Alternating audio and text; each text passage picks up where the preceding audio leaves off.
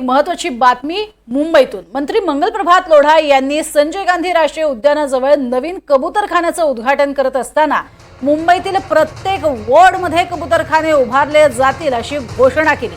आणि त्यानंतर आता आम्ही गिरगावकर संस्थेने जिथे जिथे कबूतरखाने उभारले जातील तिथे तिथे चिकन मटन सेंटर उभारण्याची भूमिका घेतली आहे। त्यामुळे राजकीय आणि सामाजिक वर्तुळात खळबळ माजली आहे। मराठी विरुद्ध जैन असा वाद उफाळण्याची चिन्ह दिसतात।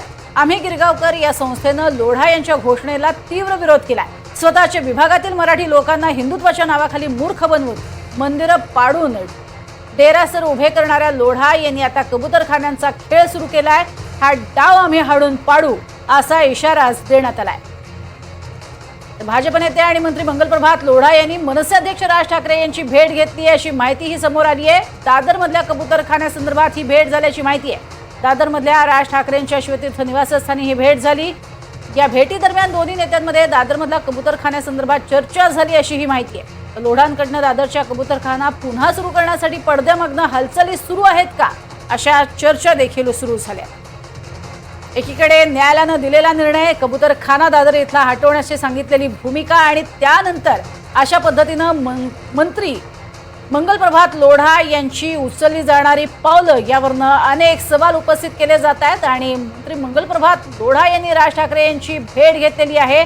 पुन्हा कबूतरखाना सुरू करण्याच्या या हालचाली आहेत का असे सवाल मात्र यामुळे उपस्थित होऊ लागलेले आहेत। एकीकडे दादरमधला हा कबूतरखाना हटवावा, कारण अर्थातच त्यामुळे सर्वसामान्य नागरिकांच्या जीवाशी खेळ होतोय असं वारंवार सांगितलं जात होतं। आणि कबूतरखाने हे धोकादायक ठरतायत हे निरीक्षण अगदी मुंबई उच्च न्यायालयानं सुद्धा नोंदवलेलं आहे। आणि त्यामुळेच त्यांनी हा निर्णय दिल्यानंतरही मंत्री महोदयांकडनं मात्र अशा पद्धतीची वक्तव्य येणं आणि भेटीगाठी या सुद्धा अर्थातच नवीन प्रश्न उपस्थित करणारे आहेत। त्या पद्धतीनं कबुतरांचा उपद्रव वाढलेला आहे आणि कबुतरांचा होणारा त्रास हा प्रचंड प्रमाणात वाढत चाललेला आहे। हीच बाब लक्षात घेत मानवी आरोग्याला धोका पोहोचणार नाही यासाठी कबूतरखाने बंद करावेत अशी भूमिका एकीकडे कोर्टाने घेतलेली आहे, उच्च न्यायालयाने घेतलेली आहे।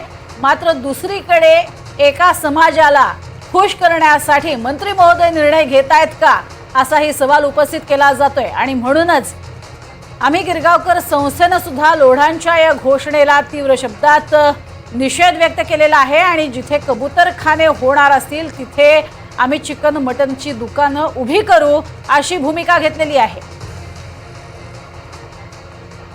एकीकडे आपण बघतोय मराठी विरुद्ध जैन हा वाद उफाळताना पाहायला मिळतोय। आणि म्हणूनच या वादामध्ये कबूतरखाने ज्या ज्या ठिकाणी होतील तिथे चिकन मटन अशी दुकानं आम्ही उभी करू अशी आक्रमक भूमिका आम्ही गिरगावकर या संस्थेने घेतली। अधिक माहिती घेणार आहोत विशाल पाटील आमचे प्रतिनिधी आपल्या सोबत आहेत। विशाल, एकीकडे उच्च न्यायालयाने दिलेला निर्णय, त्या निर्णयाची अंमलबजावणी म्हणून कबूतरखान्यासंदर्भातला दादरमधला निर्णय आणि सध्या लोढा घेत असलेली भूमिका, काय अधिक माहिती?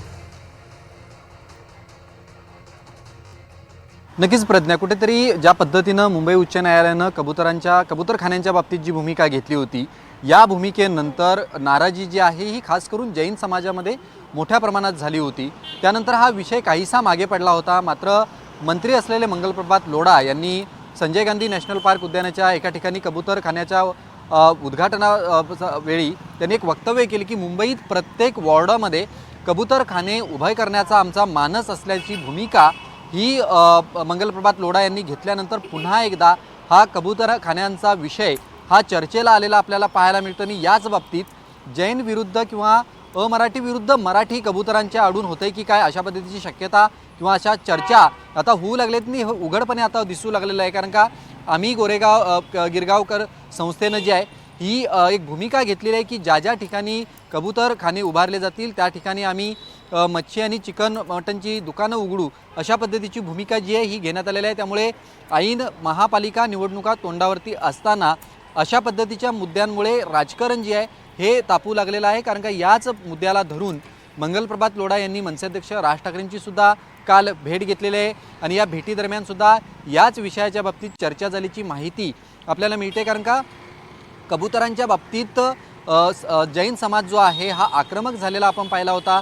दादर येथील कबूतरखाना बंद केल्यानंतर जैन समाज हा अधिक आक्रमक झाल्यानंतर आंदोलन केलं होतं आणि या वादामध्ये राज्यात मंत्री असलेले मंगलप्रभात लोढा यांनी या वादात उडी घेतली। त्यानंतर त्यांनी काही वक्तव्यांचा घुमजाव केला आणि पुन्हा एकदा या मुद्द्याला हात घातल्यानंतर हा मुद्दा परत चर्चेला आलेला आहे। त्या अनुषंगानं कुठेतरी कबुतरांमुळे मुंबईसारख्या शहरामध्ये मराठी विरुद्ध अमराठी अशी राजकीय खेळी किंवा अशी राजकीय सुरुवात आता सुरू झाली की काय, अशा सुद्धा चर्चा रंगू लागलेल्या आहेत प्रज्ञा। नक्कीच आणि त्यामुळेच प्रश्न विचारले जात आहेत की एका समाजाला खुश करण्याचा हा प्रयत्न होतोय का आणि सर्वसामान्य नागरिकांच्या आरोग्याचं काय, हाही प्रश्न येत्या काळात ऐरणीवर येईल। सुरता धन्यवाद या संपूर्ण माहितीसाठी विशाल।